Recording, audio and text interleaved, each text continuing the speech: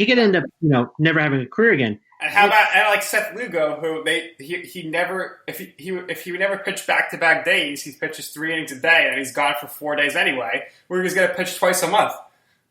Yeah, exactly. He won't be able to do that, so he'll just go out there and get shelled. They should just make him a starter because I think this year, if there's a season, you're going to see a lot of teams having 6 starters. And the big news we didn't discuss yet is Syndergaard. He's out for the year with Tommy John, but he might become one of the first pitchers to ever not miss one game by having Tommy John surgery if the season ends up being canceled, which is crazy. Hopefully he comes back healthy, but it's actually very likely that it does get canceled, honestly. Like, I guess talking about it a little bit more now with you is like, wow, this actually, I had a gut feeling that it probably wouldn't happen, but now I feel more promised that it isn't going to happen because all these edge cases and just.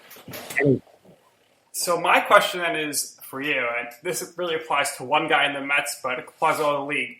What does this do for like a Hall of Fame candidacy? We'll take Jacob deGrom, for example. He's going for really an unprecedented three-peat of Cy Youngs. And there's 2 ways this could play out. One, there's no season and he loses a whole year of stats for his Hall of Fame credential. Or 2, there is a season. He goes 3-2, right? He has like a sub-2 ERA. He only has like 80 strikeouts, but he wins Cy Young. But the stats really aren't there. How is Cooperstown and the writers 15 years from now going to go look back on this season and say, well, traditional things like, well, we can't make him a Hall of Fame. He doesn't have 3,000 hits. He doesn't have the 500 home runs. He doesn't have the 300 strikeouts. No one's ever going to get 300 wins again. But how would the season like this impact Hall of Fame voting? Because I really think if DeGrom won the Cy Young this year, and let's say the Mets make the playoffs, that he has another good outing, he's probably looking at a Hall of Fame down the road. But now they might say, oh, he only had 2 in a row. A lot of people had 2 in a row, and that might hurt him. I would say if this was just him, it could really hurt him. But because it is like a macro, it's affecting everyone, and it's going to be like something that everyone talks about. I feel like they'll treat it very much like Ted Williams. So Ted Williams, if you actually look at it, he missed a bunch of years because he was a fighter pilot, right? But because even when the writers talk about him, they always consider that. So his stats are still phenomenal, but they go, wow, look what he could have done if he didn't miss his time for the military. And I think it's going to be very similar where, guys coming out of this generation, DeGrom's a great example. Just say DeGrom has 225 wins, and he wins another Cy Young, but he doesn't win it back to back to back. He wins another one in 2 years. And he's kind of like one of those borderline guys, Mike Messina-esque. I think what would happen is they'd go back and go, you know what? Yeah, his numbers are missing a little bit, but he missed a whole year right in the middle of his prime when he was just lighting the world on fire because of this COVID BS. So, we'll take that with a grain of salt and we'll put him in. And I think a lot of guys, if we look at the World War II Korea era, there was a lot of guys from this time because of the war. And I think a lot of them are in the Hall, even though writers don't look at numbers in a vacuum. There is a sense that, hey, here's a middle, the middle of a crisis, what's going to happen. The one thing I would sort of be not worried about, but like want to see how they handle it is like years of control and like eligibility. So meaning like guys that are, still on their minor league deals, do they just get a year added on the end of it? So the way that's been agreed is that everybody who's on under contract, they will get a full year of service time this year. So what that means is you're looking at a scenario where the Dodgers trade for Mookie Betts. He might play 0 games for them, and then he's a free agent because it's going to be a whole year of his contract. Same thing goes here for Stroman, who he might not ever pitch for the Mets again. And this is something where you got to factor in that the owners are going to be cheap, I think, moving forward. You could see the Wilpons, who are probably kicking themselves right now for turning down a $2.6 billion deal because the team's valued at $1 billion less now because of this, where next offseason they just say, hey, Conforto, we're going to non-tender you. We won't let you have it go into your last year of our contract because we're not going to be able to pay you with the arbitration. So you might see a lot of talented players being let go. And then also with free agency, there's not going to be these mega deals there for these players to sign because there's not going to be the money there for the owners. Yeah, that's going to suck. I think we've seen a lot of in the last few years, at least, teams holding on to homegrown talent more than ever. But I think that you're right, though. I think that that's gonna really gonna affect it. That Mookie Betts trade is really really looking terrible now for LA if they don't even get him to play a game. Right. So what do you think here? Let's look at the Mets. We'll look at 2021. Is Syndergaard a Met? Yes, because he's coming back off Tommy John's. So yeah. Cespedes, probably not a Met. I would say most likely not, unless we just get him for like dirt cheap. Stroman. Nah, I think he'll get paid to go somewhere else. Conforto. I hope so. I think so. Yeah, I think they'll keep him. All right. I mean, it's going to be interesting because there's just not going to be a lot of money to go around. So hopefully these players, they temper their expectations. Let me put you in a player's shoes here, right? Let's say after this season, you're supposed to be a free agent, right? And you want to bank in here, get your money. Would you tell your agent, hey, get me the longest term deal possible? Or would you say, hey, get me a 1-year deal. I want to hope that after this season, because fans are back in the stadium, everything bounces back to normal economically, that I can really cash in the following off season. Would you do that? Or would you go for the short-term deal or a long-term deal? Long-term deal because it's guaranteed money. Like we said before, if Conforto is rounding second and blows out his knee and is never the same again, and he's on a 1-year deal, he'll never make that good big money again. So you take a little bit less and take the long-term deal just in case. Well, that's me anyway. For sure. All right. And the other thing to note here is that, I think Pete Alonso is really becoming the team's captain because he's doing all these things right now off the field that you've seen David Wright do in the past, whether it's, surprising people in hospitals or frontline workers or just doing a lot of media interviews and whatnot to speak with the media about the season and MLB in general. You see him on all these news networks, not just sports networks, but broadcast networks as well. So my question for you, John, is Alonso. Is he going to be a future Mets captain? And if so, when do you see that happening? And the other thing is, do you feel like naming a captain in baseball is kind of silly?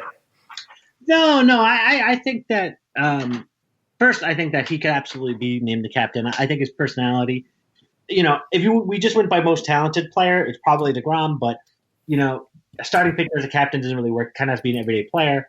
And DeGrom's personality is much more of a laid back, not really outspoken kind of guy. For Alonso, it makes sense. And I always like when baseball had a captain because what it does is it kind of makes it like the face of the organization. He puts the look and feel out there, and it sort of speaks for the team. In the same way David Wright was a captain, or Derek Jeter. There's been big captains in baseball. It's a little bit different than football or one of the sports where a captain has more of like a traditional role. It's more of it has almost more to do with off the field than on the field. But it does have to be not necessarily the best player on the field, but a leader in the locker room, somebody who's established, who can has proven that they can they're going to be in this team and they're going to be in the middle of everything. I really like his attitude. I like the way he sort of handles himself. He doesn't make a lot of money yet in the majors. He's donated money to all these charities. He's really getting himself involved in the community. Really like him. We lucked out big time with this guy, and it's just a shame that his sophomore year we're going to miss because he had such an electric Rookie of the Year season. And if anyone has been a fan of our show over the years, we always have a knack here for saying you got to call this guy up. He's going to be the future. We did it with T.J. Rivera. We were on him really early. Same thing with Jeff McNeil. And then going back 2 years, they bring up Dom Smith, and I was like, John, what about Pete Alonso? This guy's going to be the future of the franchise. And lo and behold, he sure is. And it sucks here where you're like, oh, you might miss a whole year of him, and then he's a year closer to free agency.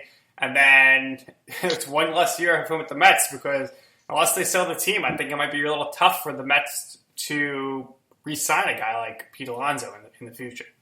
Yeah. That really sucks because he's the kind of guy, if he's still hitting the 270s, 50-plus home runs, that's going to be the kind of guy that's going to get, 10 years, $23 million a year. Right. He's going to give those kind of contracts, and the Mets simply do not give out those contracts.